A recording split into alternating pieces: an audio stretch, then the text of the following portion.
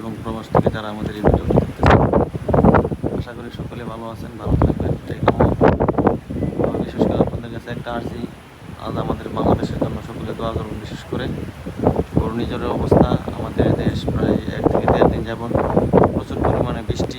দেখেন মানুষের এই যে খের এবং নৌকা সব কিছু একেবারে তলিয়ে গেছে। দেখেন হাজার হাজার মানুষ কত কষ্ট করতেছে। আপনাদের নিকট দোয়া চাই, সকলে নিজের জন্য এবং অপর মুসলিম ভাইদের জন্য দোয়া করা চাই। একদিনে এই খালটা ভরপুর হয়ে গেছে পানি, একদিন সময় লাগে না, শুধু রাত্রেবেলায় পানি দিয়ে একেবারে তলিয়ে গেছে। দেখেন কি একটা অবস্থা।